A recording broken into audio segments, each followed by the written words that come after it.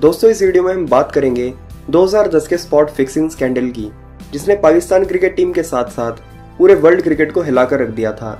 और इस fixing scandal में पाकिस्तान के 3 खिलाड़ी दोषी पाए गए थे, जिसके बाद उन्हें क्रिकेट से बैन कर दिया गया था। तो चलिए जानते हैं कि इस पूरे फिक्सिंग स्कैंडल की शुरुआत कैसे हुई।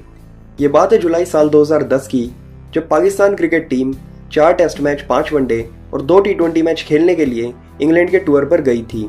और उस समय सलमान बट पाकिस्तान टीम के नए नए टेस्ट कप्तान बने थे, क्योंकि उससे पहले ऑस्ट्रेलिया के खिलाफ जो टेस्ट सीरीज खेली गई थी उसके लिए शाहिद अफरीदी को टेस्ट कैप्टन बनाया गया था।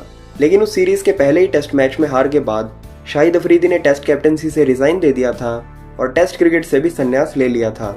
जिसके बाद पीसीबी ने सलमान बट को पाकिस्तान का नया टेस्ट कैप्टन बनाया था और सलमान बट की कैप्टनसी में पाकिस्तान ने ऑस्ट्रेलिया से दूसरा टेस्ट मैच जीत लिया था और इस सीरीज को 1-1 की बराबरी पर खत्म किया था। ऑस्ट्रेलिया के बाद अब पाकिस्तान को इंग्लैंड के खिलाफ एक टेस्ट सीरीज खेलनी थी। इस सीरीज का पहला टेस्ट मैच नॉटिंघम में खेला गया था, जिसमें पाकिस्तान टीम को एक बहुत बड़ी हार का सामना करना पड़ा था। और दूसरे टेस्ट मैच में भी इंग्लैंड ने पाकिस्तान को बड़ी आसानी से हरा दिया था। लेकिन इन दोनों ही टेस्ट मैचेस में पाकिस्तान के बॉलर्स ने बहुत ही शानदार गेंदबाजी की थी। लेकिन तीसरे टेस्ट मैच से 2 दिन पहले इंग्लैंड के एक newspaper news of the world ने एक स्टिंग ऑपरेशन की शुरुआत की, जिसमें न्यूज़ ऑफ द वर्ल्ड का अंडरकवर रिपोर्टर मजहर माजिद से मिला, जो कि एक बुकी था।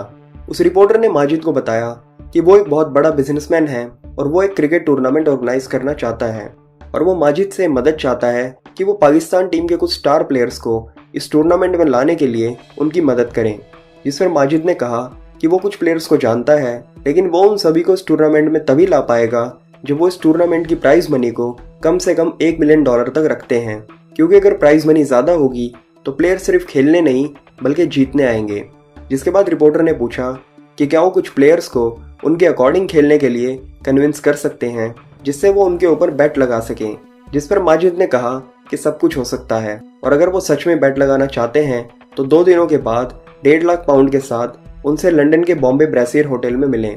और इसी बीच इंग्लैंड और पाकिस्तान के बीच ओवल में तीसरा टेस्ट मैच शुरू हो चुका था, जिसके बाद न्यूज़ ऑफ द वर्ल्ड का अंडरकवर रिपोर्टर 1.5 लाख पाउंड के साथ मजहर माजिद से होटल में मिलने गया और माजिद ने उस रिपोर्टर को बताया कि वो कैसे मैच फिक्सिंग करके अब तक करोड़ों रुपए कमा चुका है। और उसने बताया कि नो बॉल पर बैट लगाना सबसे आसान है। और माजिद ने यह भी बताया कि उसके पास चौथे टेस्ट मैच में डाले जाने वाली 2 नो बॉल्स की पक्की इन्फॉर्मेशन है, जिसके बदले उस रिपोर्टर ने माजिद को पूरे 1.5 लाख पाउंड्स दिए। लेकिन न्यूज़ ऑफ द वर्ल्ड की अंडरकवर टीम ने पैसे देने से पहले उन सभी नोटों पर कुछ निशान लगा लिए थे, जिससे बाद में उनकी पहचान की जा सके। माजिद ने उस रिपोर्टर को बताया कि तीसरे ओवर की पहली बॉल नो बॉल होगी, जो कि आमिर डालेंगे, और 10वें ओवर की आखिरी बॉल भी नो बॉल होगी, जो कि मोहम्मद आसिफ डालेंगे। और ये दोनों ही नो बॉल्स फर्स्ट इनिंग में डाली जाएंगी। और इस वीडियो में साफ साफ मजहर माजिद को उस रिपोर्टर से पैसे लेते हुए और नो बॉल्स के बारे में बताते हुए देखा जा सकता है, जिसे उस रिपोर्टर ने चुपचाप रिकॉर्ड कर लिया था। The first ball of the third over of the innings, yeah. Okay, first ball of the third over of innings, right? So who's going to be? That is going to be Ahmed. Ahmed's going to bowl the first over. Yeah. First ball Of the third over. of the third over. Mm-hmm. Is there any signal? No signal. It will just happen. It's a no ball. Okay. 6th ball of the 10th over. Last ball of The 10th over. 10th over. Who's bowling it? Asif will be bowling it. और इसी बीच पाकिस्तान ने England के खिलाफ Oval test match को जीत लिया और इस match में जीत के हीरो रहे मोहम्मद आमिर, जिन्होंने इस मैच में 6 विकेट लेकर पाकिस्तान को जीत दिलवाई, जिसके बाद उन्हें मैन ऑफ द मैच चुना गया। और अब शुरू होता है चौथा और आखिरी टेस्ट मैच, जो कि लॉर्ड्स में खेला जाना था। और ये वही टेस्ट मैच था जिसमें वो 2 नो बॉल्स डलने वाली थी और हुआ भी बिल्कुल वैसा ही जैसा कि मजहर माजिद ने उस रिपोर्टर को बताया था। मोहम्मद आमिर ने तीसरे ओवर की पहली बॉल नो बॉल की और वो नो बॉल इतनी बड़ी थी जिससे कमेंटेटर्स के साथ साथ अंपायर्स को भी बहुत हैरानी हुई थी, क्योंकि आमिर ने अब तक के अपने फर्स्ट क्लास करियर में एक भी नो बॉल नहीं की थी। और दूसरी नो बॉल 10वें ओवर की आखिरी बॉल पर मोहम्मद आसिफ ने की, जैसा कि माजिद ने उस रिपोर्टर को बताया था। और बारिश की वजह से लॉर्ड्स टेस्ट के पहले दिन सिर्फ 12.5 ओवर का ही खेल हो पाया। और उसी दिन मजहर माजिद ने उस रिपोर्टर को फ़ोन किया और उसे तीसरे नो बॉल के बारे में बताया। Tomorrow we've got the third no ball. I'll give you the other no ball, yeah, right? And you need to give me 10 more, okay? Okay, fair enough. It's gonna be Armour's third over On the third over. and his third ball. Third ball. Yeah. Okay, so But it'll be his third over though, not the third over of the day. he's third over. Okay, got it. Majid ने उसे बताया कि दूसरे दिन आमिर के तीसरे over की तीसरी बॉल नो बॉल होगी, और हुआ भी बिल्कुल वैसा ही। दूसरे दिन आमिर ने फिर से एक नो बॉल की, जो कि एक बहुत ही बड़ी नो बॉल थी। No ball is the call, but that was a short ball. How far was that? Wow. और उस मैच में थर्ड अंपायरिंग कर रहे अंपायर स्टीव डेविस ने बाद में बताया कि जब उन्होंने रिप्ले में आमिर की उस दूसरी नो बॉल को देखा तो उन्हें बहुत ही अजीब लगा, और उन्होंने सोचा कि शायद उन्हें पाकिस्तान के कोच वकार यूनिस से इस बारे में बात करनी चाहिए, क्योंकि उन दोनों नो बॉल्स को देखकर ऐसा लग रहा था कि शायद आमिर जानबूझकर ये नो बॉल्स कर रहे हैं। लेकिन इन दोनों नो बॉल्स के अलावा मोहम्मद आमिर ने इस पूरे टेस्ट मैच में बहुत ही शानदार बॉलिंग की, और दूसरे दिन आमिर ने अपने एक 13 बॉल के स्पेल में बिना कोई रन दिए Alastair Cook, Kevin Pietersen, Paul Collingwood और ओवेन मॉर्गन का विकेट लिया, जिसके बाद इंग्लैंड ने सिर्फ 47 रनों पर 5 विकेट खो दिए। लेकिन इतनी शानदार बॉलिंग करने के बावजूद भी दिन का खेल खत्म होते होते जोनाथन ट्रॉट और स्टुअर्ट ब्रॉड ने 8वें विकेट के लिए 300 रन जोड़ दिए। लेकिन इस मैच के तीसरे दिन वो हुआ जिसने पाकिस्तान क्रिकेट के साथ साथ पूरे वर्ल्ड क्रिकेट को झंझोड़ कर रख दिया, क्योंकि उस दिन न्यूज़ ऑफ द वर्ल्ड, जो कि इंग्लैंड का एक न्यूज़पेपर था, उसने फ्रंट पेज पर एक स्टोरी पब्लिश की जिसमें उन्होंने सलमान बट, मोहम्मद आमिर और मोहम्मद आसिफ पर एक बुकी मजहर माजिद के कहने पर मैच फिक्स करने के आरोप लगाए, और स्कॉटलैंड यार्ड पुलिस ने उसी दिन मजहर माजिद को गिरफ्तार कर लिया। और इस खबर से पाकिस्तान के साथ साथ इंग्लैंड के प्लेयर्स को भी बहुत हैरानी हुई थी, जिसके बाद पाकिस्तान क्रिकेट बोर्ड और टीम मैनेजर यावर सईद ने अपने प्लेयर्स पर लगे फिक्सिंग के इल्ज़ाम को खारिज करते हुए उन्हें बेगुनाह बताया। जिसके बाद लॉर्ड्स टेस्ट में इंग्लैंड ने स्टुअर्ट ब्रॉड और जोनाथन ट्रॉट की पार्टनरशिप की वजह से 446 रनों का एक बड़ा स्कोर खड़ा किया, और पाकिस्तान टीम इस मैच को एक इनिंग और 225 रनों से हार गई। और मैच खत्म होने के बाद जब प्लेयर्स के रूम की तलाशी ली गई तो आमिर के कमरे में 1500 पाउंड और सलमान बट के कमरे में 2500 पाउंड मिले, और ये वही नोट थे जिन पर निशान लगाकर न्यूज़ ऑफ द वर्ल्ड के रिपोर्टर ने मजहर माजिद को दिए थे। और जब सलमान बट की कॉल डिटेल्स निकाली गई तो उससे भी ये बात साफ हो गई कि सलमान बट ने कई बार मजहर माजिद से फ़ोन पर बात की थी। और न्यूज़ ऑफ द वर्ल्ड ने जब अपने पूरे स्टिंग ऑपरेशन की वीडियो फुटेज रिलीज की तो तीनों प्लेयर्स को गिरफ्तार कर लिया गया और उन पर मैच फिक्सिंग का मुकदमा चलाया गया। तो चलिए अब जानते हैं कि मजहर माजिद और सलमान बट ने किस तरह मोहम्मद आमिर को इस स्पॉट फिक्सिंग में फंसाया और कैसे उन्हें नो बॉल डालने के लिए मजबूर किया। आमिर ने माइकल एथरटोन को दिए एक इंटरव्यू में बताया कि सलमान बट ने उन्हें पहली बार मजहर माजिद से मिलवाया था, और पहली बार मजहर से मिलने के बाद वो उन्हें एक बहुत ही अच्छा और एक वेल एजुकेटेड इंसान लगा था। आमिर ने इंटरव्यू में बताया कि सलमान बट ने उन्हें 2 बार मैच फिक्सिंग के लिए पूछा था। पहली बार में उन्हें लगा कि शायद वो मजाक कर रहा है, लेकिन जब दूसरी बार सलमान ने उनसे पूछा तो उन्होंने साफ साफ मना कर दिया। इसके बाद 2009-10 की न्यूजीलैंड सीरीज के दौरान दुबई में सलमान बट ने आमिर को अपने एक दोस्त अली से मिलवाया था, जो कि एक बिजनेसमैन था, और उसने आमिर से कहा कि अगर उन्हें किसी भी चीज़ की ज़रूरत हो तो वो उसे बताएं। इसके बाद अली ने आमिर से उनका पाकिस्तान का नंबर मांगा, और अली सलमान का दोस्त था, इसलिए आमिर ने उसे अपना नंबर दे दिया। और जब आमिर वापस पाकिस्तान लौटे तो अली उनसे वहाँ भी मिलने आया। और जब पाकिस्तान की टीम इंग्लैंड के टूर पर गई तो 4 से 5 अगस्त के बीच, यानी दूसरे टेस्ट मैच से पहले, अली ने आमिर को कांटेक्ट किया और आमिर से उनका यूके का नंबर मांगा। और इसके बाद अली ने आमिर को फ़ोन कॉल्स और मैसेज करने शुरू कर दिए, जिसमें अली बार बार आमिर से यही पूछता था कि उसने सलमान को तुमसे कुछ बात करने के लिए कहा था और सलमान ने तुमसे वो बात की या नहीं। और फिर अली ने आमिर से उनकी बैंक अकाउंट डिटेल्स भी मांगी, जिसे आमिर ने देने से मना कर दिया। और इस तरह अली ने आमिर को कई बार फ़ोन कॉल्स और मैसेजेस किए, जिसके बाद आमिर ने जानने के लिए कि आखिर ये इंसान उनसे चाहता क्या है, आमिर ने उसे अपनी बैंक डिटेल्स दे दी। जिसके बाद अली ने आमिर को मैच फिक्स करने का ऑफर दिया, जिसके बाद आमिर ने अली से बात करना बंद कर दिया और आमिर ने सभी मैसेज सलमान को दिखाए, लेकिन सलमान बट ने हंसकर इस बात को टाल दिया और कहा कि शायद वो तुमसे मजाक कर रहा होगा। जिसके बाद आमिर ने अली से बात करना पूरी तरह से बंद कर दिया। और जब बाद में आमिर की कॉल डिटेल्स निकाली गई तो उससे पता चला कि ओवल टेस्ट से पहले अली ने आमिर को 40 बार फ़ोन किया था, लेकिन आमिर ने सिर्फ 2 बार ही उसका रिप्लाई किया। और जैसा कि आप सभी जानते हैं कि ओवल टेस्ट मैच पाकिस्तान ने जीता था और उसमें Mohammad Amir man of the match रहे थे।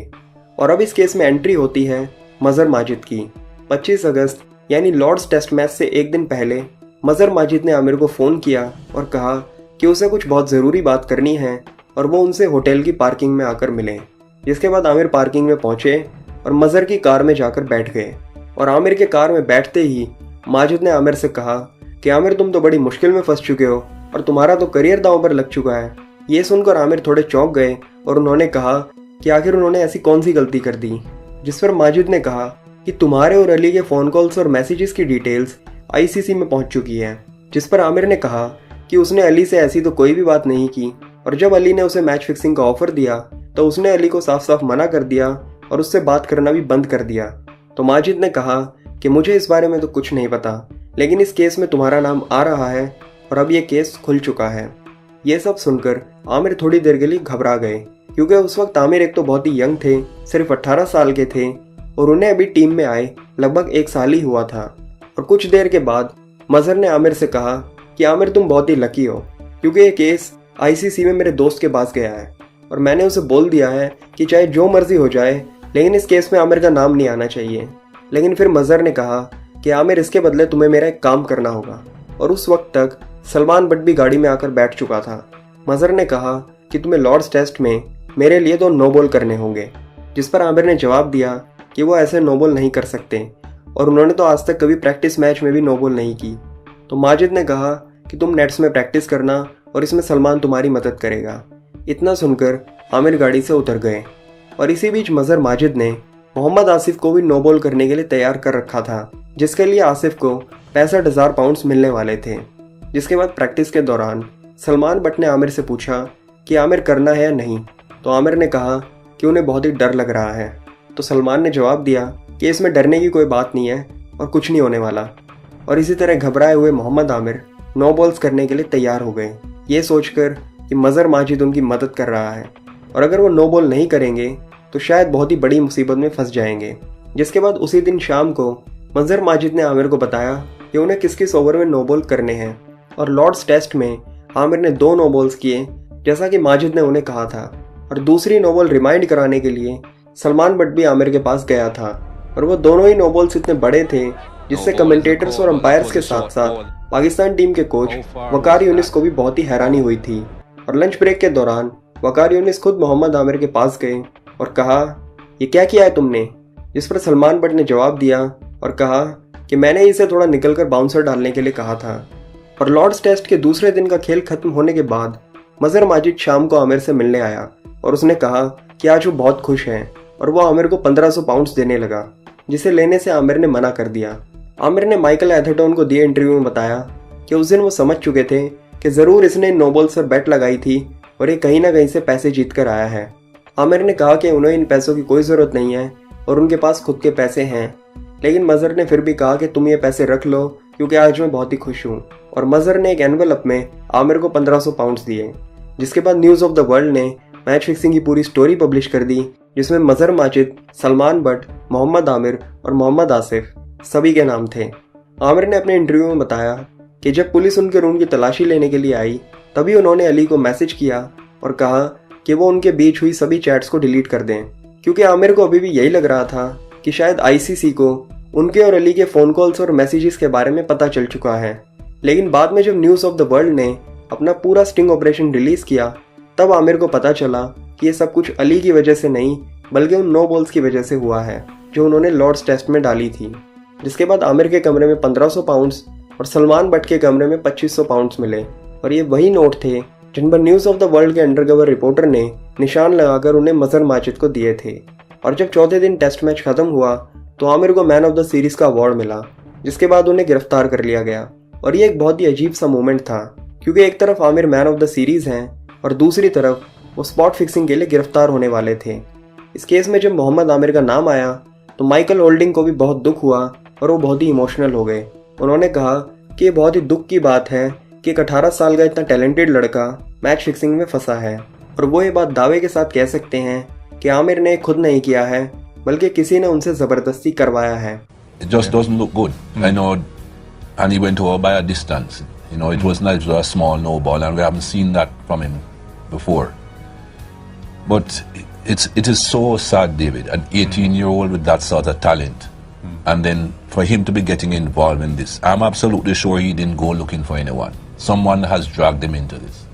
And it is so sad. Yeah, if it's true, yeah. जिसके बाद मजहर माजिद समेत तीनों प्लेयर्स पर मैच फिक्सिंग का मुकदमा चलाया गया और आमिर ने अपनी गलती को मान लिया और उन्होंने कहा कि हाँ उनसे ये गलती हुई है और उन्होंने मजहर माजिद के कहने पर वो नो बॉल्स किए थे और ये उनकी बहुत बड़ी गलती थी जिसके लिए वो पूरे पाकिस्तान से और अपने सभी फैन से माफ़ी मांगते हैं।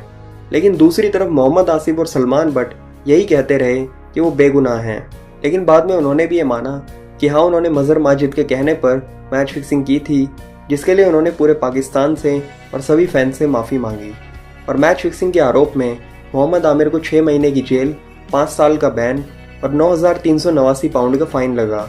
वहीं सलमान बट को 2.5 साल की जेल, 10 साल का बैन और 30,937 पाउंड का फ़ाइन लगा और मोहम्मद आसिफ को 1 साल की जेल, 7 साल का बैन और 8,120 पाउंड का फ़ाइन लगा।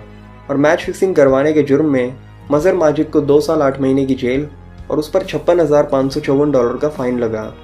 लेकिन बाद में मोहम्मद आमिर की सज़ा को घटाकर 3 महीने, सलमान बट की सज़ा को 7 महीने और आसिफ की सज़ा को घटाकर 6 महीने कर दिया गया और आसिफ और सलमान बट पर लगे बैन को भी घटाकर 5-5 साल कर दिया गया।